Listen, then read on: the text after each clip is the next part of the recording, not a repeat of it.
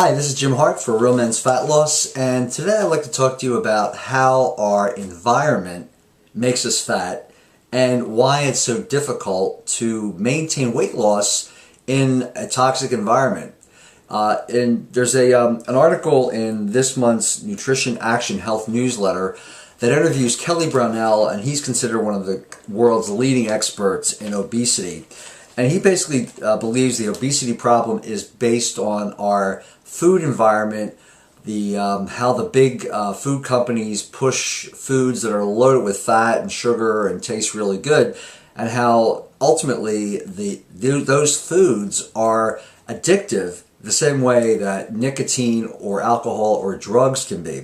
So I just wanted to share some of the key points with this, give you the Cliff Notes version of the article, and it might be able to help you to see why losing fat sometimes is really tough and keeping it off can be even more difficult.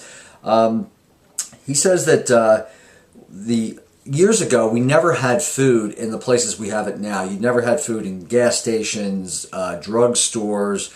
It's everywhere. No matter where you go, you're going to find places for junk food, and this is not good food. We're not talking about fruit and things like that. I mean, the majority of the stuff you run into is fast food and processed stuff. So 20 years ago, we never had a lot of these problems, and today this is one of the biggest issues that we're facing.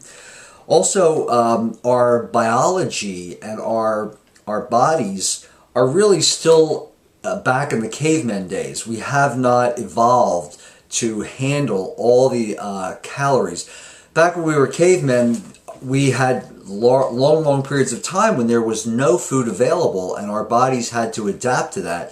So one of the adaptations was that our bodies would be very efficient at storing fat.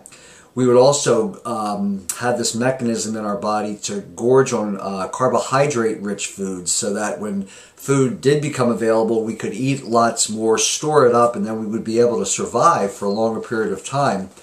And that works great when you're foraging for food and there's a great scarcity. But in this environment, in America today, where we have food available 24/7 on every single corner, no matter where you look, that's one of the problems that obesity is a byproduct of that.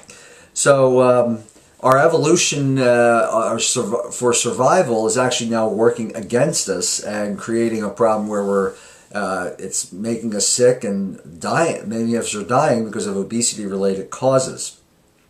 Also, a lot of the ads and the advertising is also that's pretty obvious that no matter where you go, you don't see advertisements for eating apples and celery sticks and lean fish. It's always about the fast food chains and all the the processed foods that you can buy at the supermarket. The other thing that a lot of the companies do, especially the fast food chains, is offer those value meals where you can get just almost double the portion for only another 10, 20, or 30 cents. And it kind of makes you feel like, well, you'd be stupid not to do that, because we all like a good value, and we're all taught that value is a good thing. So, but when it comes to food, that can be pretty bad, because you're going to take in twice the number of calories, and definitely not worth the paying the extra money for that.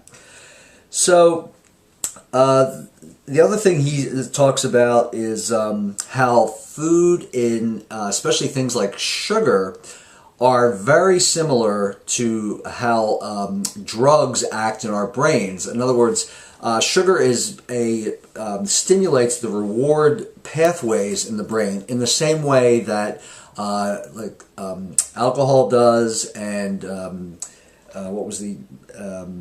heroin. So basically, if you eat a lot of sugar, your body gets used to having that sugar as a pleasure, and the body likes pleasure, and just the way drugs do, it craves that over and over again. Also, you wind up building tolerance for it, so what a little bit that did the job for you, now you have to take more and more and more to get the same satisfaction. So that fact alone can have implications, and they believe that one of the things they want to do is to tax sugary foods so that it will keep people from getting too addicted to them.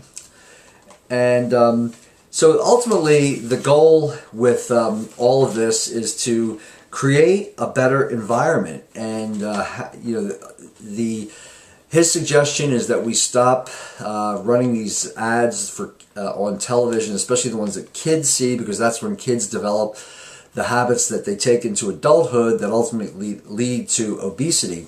And have more ads for healthy foods, have requirements for all restaurants to have calories and fats and carbohydrates listed on their menus, and to basically just create another environment that would be more conducive to living a healthy lifestyle. So it's a long journey. It's just, we're just beginning to see the implications of obesity and how it's a problem in our country. And there's going to be a lot of debate on this in the coming years. So just thought I'd give you an update on that to let you know what's going on. And this is Jim Hart for Real Men's Fat Loss. Thanks.